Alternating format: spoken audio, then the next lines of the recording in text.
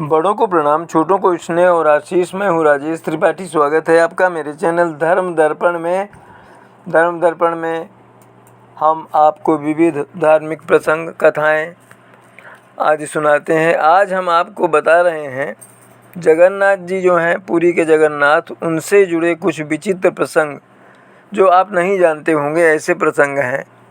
इसका शीर्षक दिया है हमने वीडियो का, जगन्नाथ जी से जुड़े कुछ विचित्र प्रसंग जो आप नहीं जानते। जगन्नाथ जी की पावन रथ यात्रा के उपलक्ष्य में हम उनसे जुड़े कुछ विचित्र प्रसंगों से आपको अवगत करा रहे हैं। इस वीडियो में भी हम ऐसी घटनाओं का उल्लेख कर रहे हैं जो आप में से बहुत लोग नहीं जानते होंगे। सबसे पहले आते हैं मंदिर में हर 12 वर्ष बाद होने वाली नव कलेवर की प्रथा पर। ये बहुत ही महत्वपूर्ण और कठिन भी है। इसमें पुरानी मूर्तियों की जगह नई मूर्तियों की प्राण प्रतिष्ठा मंदिर में की जाती है। यह काम रात्रि के समय किया जाता है और जिस दिन यह कार्य किया जाता है उस दिन पूरी शहर की सारी लाइट्स बंद कर दी जाती हैं। मंदिर के बाहर सुरक्षा कर्मियों का पहरा लगा दिया जाता है। नव कलेवर का कार्य कोई बूढ़ा पुजारी करता है जिसकी आंखों में पट्टी बंधी रहती है। जगन्नाथ जी की पुरानी मूर्ति से एक पदार्थ निकालकर नई मूर्ति के अंदर स्थापित किया जाता है। इसके बाद बलराम और सुभद्रा की पुरानी मूर्तियां हटाकर नई स्थापित कर दी जाती हैं। आप जानना चाहेंगे कि पुजारी भगवान जगन्नाथ की नई मूर्ति में पुरानी मूर्ति से निकालकर क्या स्थापित करता है, तो ये जान लीजिए, इसे ब्रह्म पदार्थ कहते हैं।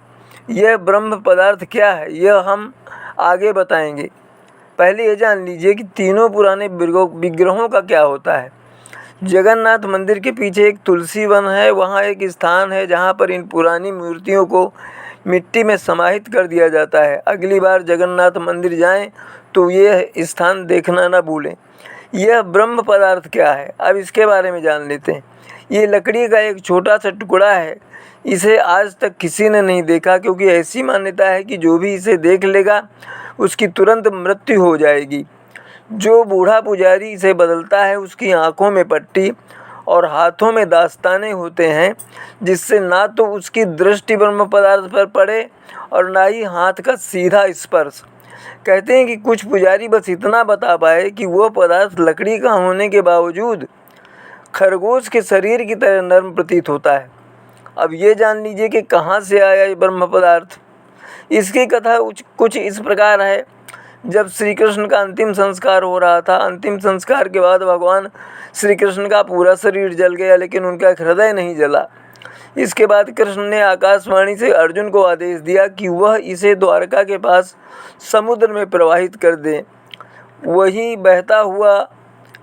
हृदय जो है बहता हुआ एक लट्ठे के रूप में पुरी के समुद्र तट पर आया लगा, जिसे प्रभु के स्वप्नादेश के बाद जगन्नाथ की मूर्ति में स्थापित कर दिया गया।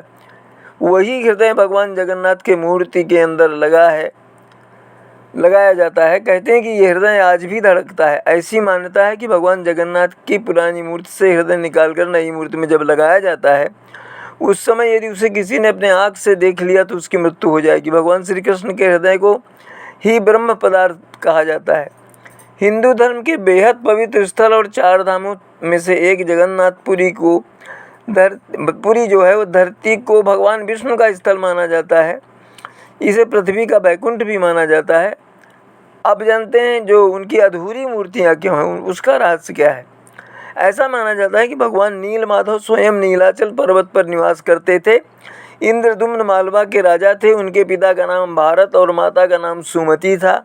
एक बार राजा इंद्रदुम्न जब यहाँ पर भगवान के दर्शन हेतु आए तब भगवान नीलमाधव अचानक अदृश्य हो गए। राजा की विशेष प्रार्थना करने पर एक रात भगवान विष्णु ने उनको सपने में दर्शन दिए और कहा, नीलाचल पर्वत की एक गुफा में मेरी एक मूर्ति है, उसे नीलमाधव कहते हैं। तुम एक मंदिर बनवाकर उसमें मेरी यह मूर्ति स्थापित कर दो। राजा ने अपने सेवकों को नीलाचल पर्वत की खोज में भेजा। उसमें से एक था ब्राह्मण विद्यापति। विद्यापति ने सुन रखा था कि सबर कबीला जो है उसके लोग नीलमाधव की पूजा करते हैं और उन्होंने अपने देवता की इस मूर्ति को नीलाचल पर्वत की गुफा में छुपा रखा है। वह यह भी जानता था कि सबर कबीले का मुखिया विश्ववसु नीलमाधव का उपासक है और उसी ने मूर्ति को गुफा में छुपा रखा है। चतुर विद्यापति ने मुखिया की बेटी से विवाह कर लिया। विश्ववसु की बेटी से। आखिर में वह अपनी पत्नी के जरिए नीलमाधव की गुफा तक पहुंचने में सफल हो गया। उसने मूर्ति चुरा ली और राजा को लाकर दे दी। विश्ववसु अपने आराध्य देव की मूर्ति चोरी होने से बहुत दुखी हुआ। अपने भक्त के दुख से भगवान भी दुखी हो गए। भगवान गुफा में लौट गए, लेकिन साथी राजा इंद्रदुम्न को वचन दिया कि वो एक दिन उनके पास जरूर लौटेंगे, अगर वह एक दिन उनके लिए विशाल मंदिर बनवा दें। राजा ने मंदिर बनवा दिया और भगवान विष्णु से मंदिर में विराजमान होने के लिए कहा। भगवान ने कहा, तुम मेरी मूर्ति बनाने के लिए समुद्र में तैर रहा पेड़ का बड़ा टुकड़ा उठाकर लाओ, जो द्वारिका से समुद्र में तैरकर पुरी आ रहा है। राजा के सेवकों ने उस पेड़ के टुकड़े को ढूंढ लिया, लेकिन सब लोग मिलकर भी उस पेड़ को नहीं उठा पाए। तब राजा को समझ आ गया कि नीलमाधव के अनन्य भक्त सबर कबीले के मुखिया विश्ववसु की ही सहायता लेनी पड़ेगी। सब उस वक्त हैरान रह गए जब विश्ववसु भारी भरकम लकड़ी को उठाकर मंदिर तक ले आए। अब बारी थी लकड़ी से भगवान की मूर्ति गढ़ने की। राजा के कारीगरों ने लाख कोशिश कर ली, लेकिन कोई भी लकड़ी में एक छेनी तक नहीं लगा सका। तब तीनों लोगों के कुशल कारीगर भगवान विश्वकर्मा एक बूढ़े व्यक्ति का रूप धरकर आए। उन्होंने राजा को कहा कि वे नीलमाधव की मूर्ति बना सकते हैं, लेकिन साथ ही उन्होंने अपनी एक शर्त भी रखी कि वो 21 दिन में मूर्ति बनाएंगे और अकेले में बनाएंगे। कोई उनको मूर्ति बनाते हुए नहीं देख सकता। उनकी शर्त मान ली गई। लोगों को लगातार आरी छेनी हथौड़ी की आवाज़ें आती रहीं। राजा इंद्रदुम्न की रानी गुंडिचा एक दिन अपने को रोक नहीं पाई। वो दरवाजे के पास गईं तो उन्हें कोई आवाज़ सुनाई नहीं दी। वो घबरा गईं। उन्हें लगा बूढ़ा कारीगर मर गया। उन्होंने राजा को इसकी सूचना दी। अंदर से कोई आवाज़ सुनाई नहीं दे रही थी, तो राजा को भी ऐसा ही लगा। सभी शर्तों और चेतावनियों को दरकिनार करते हुए राजा ने कमरे का दरवाज़ा खोलने का आदेश दिया। जैसे ही कमरा खोला गया तो बूढ़ा व्यक्ति गायब था और उसमें 3 अधूरी मूर्तियाँ मिली। भगवान नीलमाधव और उनके भाई के छोटे छोटे हाथ बने थे, लेकिन उनकी टांगें नहीं थी, जबकि सुभद्रा के हाथ पांव बनाए ही नहीं गए थे। भगवान ने उन्हें स्वप्न में दर्शन देते हुए बताया कि अब वह आज से काष्ठ की मूर्ति में ही प्रकट होकर दर्शन दिया करेंगे। राजा ने इसे भगवान की इच्छा मानकर इन्हीं अधूरी मूर्तियों को स्थापित कर दिया।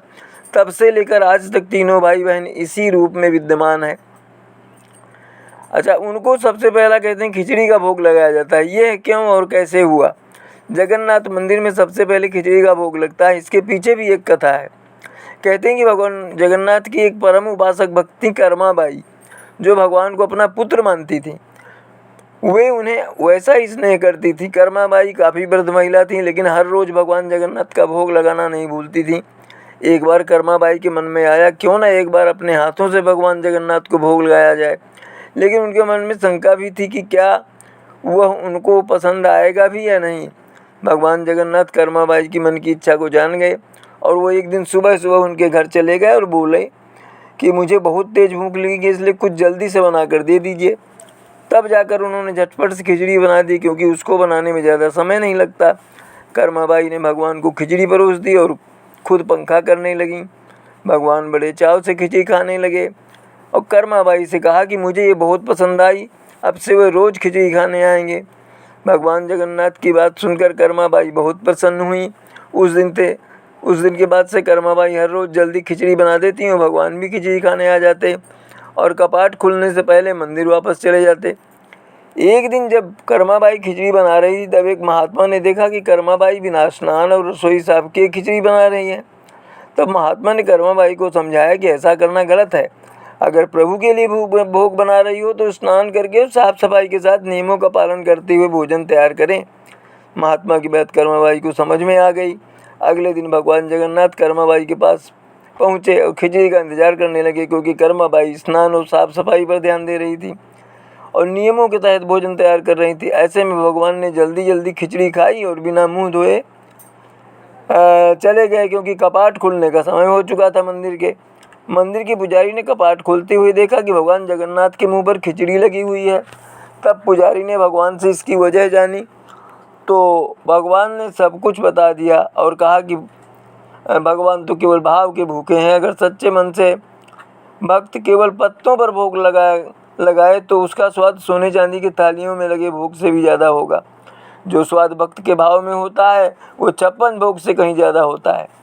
जब ये बात महात्मा को पता चली तो उसको बहुत अफसोस हुआ और उसने कर्माबाई से माफ़ी भी मांगी और कहा कि जैसा तुम भोग लगाना चाहती हो वैसे ही लगाओ। महात्मा ने कहा कि भगवान को तो केवल आस्था और श्रद्धा चाहिए, इससे बढ़कर कोई और नियम नहीं है ईश्वर को प्राप्त करने के लिए। कुछ दिन बाद कर्माबाई ने शरीर को त्याग दिया। उस दिन पुजारी ने मंदिर के कपाट खोले तो देखा भगवान जगन्नाथ की आंखों में आंसू। पुजारी ने पूछा, भगवान आखिर क्या हुआ, आप रो क्यों रहे हैं? तब भगवान जगन्नाथ ने पुजारी से कहा कि आज मेरी माँ कर्माबाई इस लोक को छोड़कर मेरे लोक में आ गई है। अब मुझे खिचड़ी कौन खिलाएगा? जिस प्रेम से खिचड़ी बनाती और मुझे खिलाती थी अब ऐसा कौन करेगा? तब पुजारी ने कहा कि हे प्रभु, हम आपको आपकी माँ की कमी महसूस नहीं होने देंगे। आज के बाद से आपके लिए सबसे पहले खिचड़ी का ही भोग लगाया जाएगा। इसके बाद से भगवान जगन्नाथ जी के लिए हर रोज़ खिचड़ी बनाई जाती है और उनका भोग लगाया जाता है। प्रभु का भक्त एक रघु केवट भी था। उसकी भी कहानी कुछ अजीब है। जगन्नाथपुरी के समीप एक गांव था। इसी ग्राम में रघु केवट नाम का मछुआरा रहता था। उसके परिवार में पत्नी तथा वृद्ध माता थी। परिवार छोटा अवश्य था, परंतु गरीबी से जीवन बिताना कठिन हो रहा था। रघु केवट पूर्वजन्म के संस्कारों से सहृदय था। वह गुजारे के लिए मछली पकड़कर बेचने का काम करता था, परंतु मछलियों को तड़पते देखकर वो बहुत दुखी होता था। वो प्रत्येक मछली को जल से निकालने के बाद व्यथित होकर उससे क्षमा याचना करता था। जीवन निर्वाह का अन्य साधन न होने के कारण उसे वह अपराध निरंतर करना पड़ता था। एक दिन उसे नदी के रास्ते में एक तेजस्वी साधु मिले। साधु भी उसकी भक्ति में रुचि देखकर बड़े प्रसन्न हुए और उसे गुरु दीक्षा दी। उसे एक तुलसी की माला दी और भगवान के भजन में लीन रहने का आदेश दिया। अब रघु केवट प्रातः स्नान करके दोपहर तक भजन में लीन रहता। अब उसने मछली पकड़ने का कार्य जैसे तैसे चलाया। फिर उपवास की स्थिति आ गई। तब पत्नी ने उससे कहा कि यदि तुलसी माला गले में डालकर भजन ही करना है तो अपनी माता को और मुझको नदी में फेंक दो। पत्नी तिरस्कार के स्वर में बोली, गृहस्थी का आर्थिक बोझ पुरुष के ऊपर होता है और तुम स्त्रियों से भी नीच बनते जा रहे हो। कोई भी भजन, कोई भी भगवान ये नहीं कहता कि अपने आश्रितों को भूखा रखकर मेरा भजन करो। रघु पत्नी से बोला, अच्छा मेरा जाल मुझे दो, मैं जाता हूँ।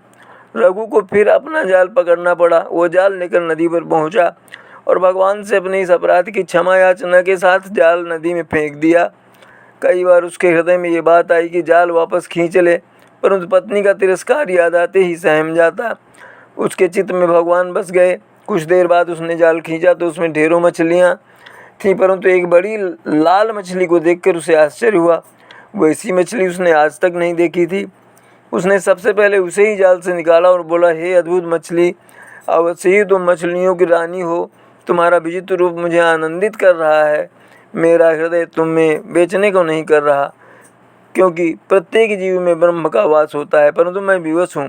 मेरे पास जीविका का अन्य कोई साधन नहीं है। वो दुखी स्वर में बोला। उसने मछली के गलफड़ों में उंगली डाली। हे नारायण, मेरी रक्षा करो। सहसा मछली की करुण पुकार गूंजी। रघु केवट चकित रह गया। उसे जाने क्या हुआ। वो मछली को लेकर उस पहाड़ी झरने की तरफ दौड़ा जहाँ एक शीतल कुंड था। उसने मछली को जलकुंड में छोड़ दिया। अब वो अपनी पत्नी और माता को भी भूल गया। उसके हृदय में तो एक प्रकाश पुंज भर गया था। हे प्रभु, आपने मुझे मछली के भीतर से की ध्वनि सुनाई। अब मैं आपके दर्शन पाए बिना यहाँ से न हिलूँगा। वो वहीं बैठ गया। हाथ में तुलसी की माला लेकर उसे नारायण नारायण की रट लगा दी। न उसे भूख थी न प्यास। 3 दिन तक वो बिना अन्न जल ग्रहण किए वहीं बैठा रहा। तब तक भगवान अपने भक्त का कष्ट देख सकते हैं। उन्हें आना पड़ा। ब्राह्मण वेश में आकर वो रघु केवट के पास खड़े हो गए। अरे तपस्वी, तू इस घोर अंधेरी रात्रि में क्या कर रहा है? ब्राह्मण वेशधारी भगवान ने पूछा। रघु केवट ने ब्राह्मण जानकर प्रणाम किया। फिर बोला, महात्मन, मैं भगवान का नाम ले रहा हूँ। अब कृपा करके आप मेरे भजन में बाधा न डालें।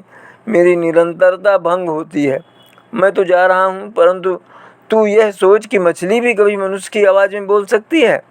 ब्राह्मण हंसकर बोले। रघु केवट के ज्ञान नेत्र खुल गए। वो समझ गया कि उसके सामने कोई साधारण ब्राह्मण नहीं, बल्कि स्वयं भगवान नारायण खड़े हैं। उसने उनके चरण पकड़ लिए। हे नाथ, मुझ सठ की ऐसी परीक्षा क्यों ले रहे हैं आप? मैं कोई बड़ा विद्वान नहीं हूँ, साधारण व्यक्ति हूँ। क्या जीव हत्या का मेरा अपराध इतना जघन्य है कि मुझे अपने दिव्य रूप के दर्शन नहीं दे रहे? कहते कहते रघुकेवट की आवाज़ रुंध गई। भक्त की प्रार्थना और ऐसी दीन अवस्था देखकर भक्तवत्सल भगवान ने अपने चतुर्भुज रूप में उसे दर्शन दिए। भगवान बोले, भक्त, मैं तेरी भक्ति से प्रसन्न हूँ, बता तेरी इच्छा क्या है। रघु बोला, भगवान आपके साक्षात दर्शन हो गए, मुझे और कोई इच्छा नहीं, परंतु आपकी आज्ञा भी मैं नहीं टाल सकता। प्रभु, मैं जाति का मछुआरा हूँ, मेरे गुजारे का ये साधन मुझे पसंद नहीं। आप ये कृपा करिए कि मैं इस स्वभाव से मुक्ति पाऊँ और कभी अनजाने में भी अपराध मुझसे ना हो। सदैव मेरी जुबान में आपका ही नाम हो, आपका नाम ही लेकर ये शरीर छूटे। एवमस्तु, ऐसा ही हो। प्रभु ने उसे स्पर्श करके कहा। उस स्नेहिल और विद्युतीय स्पर्श से रघुकेवट को अपने भीतर किसी शक्ति का संचार प्रतीत हुआ। रघु नारायण नारायण भजता घर लौटा तो सबने उसे बुरा भला कहा, परंतु उसने किसी की बात का बुरा नहीं माना, बस प्रभु का नाम लेता रहा। अब यही उसकी दिनचर्या हो गई। वो दिन भर गांव में हरि कीर्तन करता फिरता। बहुत दिन व्यतीत हुए। गांव में वर्षा न होने से भीषण गर्मी पड़ रही थी। ओ कामचोर भजनिया, किसी ने कहा, ये बारिश कब होगी? अभी होगी, इसी क्षण होगी। रघु बोला, न कहीं बादल थे न कोई बारिश के आसार, परंतु मेघ बरस उठे। तब से रघुकेवट गांव भर में सिद्ध पुरुष माना जाने लगा। वह जो भी कहता वही सत्य हो जाता। लोग उसे आदर देने लगे। अब लोग मनोकामना लेकर उसके पास आते। भीड़ होने लगी तो भजन में विघ्न होने लगा। उसने घर छोड़ दिया और वन में एक कुटिया बनाकर एकांत में भोजन में लीन हो गया। एक दिन भोजन करने बैठा तो प्रतीत हुआ कि उसके नारायण उससे भोजन मांग रहे हैं। उसने भोजन भगवान को समर्पित कर दिया और भगवान को भाव से बुलाने लगा। भगवान तो भाव के भूखे हैं, भावना तो उनके लिए बंधन है। भक्त वत्सल श्री नारायण नीलाचल छोड़ अपने भक्त की कुटिया में आकर भोजन ग्रहण किया। जगन्नाथ मंदिर में 4 द्वार हैं। इनको सिंह द्वार, अश्व द्वार, हस्ती द्वार और युगल द्वार के नाम से जाना जाता है। इस वीडियो में हम इस वर्ष की रथ यात्रा के लिए तैयार एक सजे हुए रथ का चित्र और काठ के बने रथ का वीडियो संलग्न कर रहे हैं। तो ये तो थी भगवान जगन्नाथ से जुड़ी विचित्र कथाएं और जो हमने आपको प्रस्तुत की रथ यात्रा के उपलक्ष्य में। ऐसे ही अपने अगले वीडियो में विचित्र धर्म कथाएं, रामायण कथा और कुछ प्रेरणादायक कथाएं जीवन मंत्र के अपने विभाग के अंतर्गत प्रस्तुत करेंगे। तब तक आप सपरिवार सानंद रहें, सुखी रहें, सुरक्षित रहें, यही हमारी कामना और प्रभु से प्रार्थना है। हमारे धर्म दर्पण चैनल का इसी तरह समर्थन करते रहें और कृपया इसका जो ये है सब्सक्राइब भी करते चले हमारे धर्म दर्पण चैनल को, और इसी तरह अपने बंधु बांधवों में इसके वीडियो शेयर करते चलें और इसी तरह हमारा समर्थन करते रहें। मिलते हैं अगले वीडियो में, तब तक के लिए नमस्कार, प्रणाम।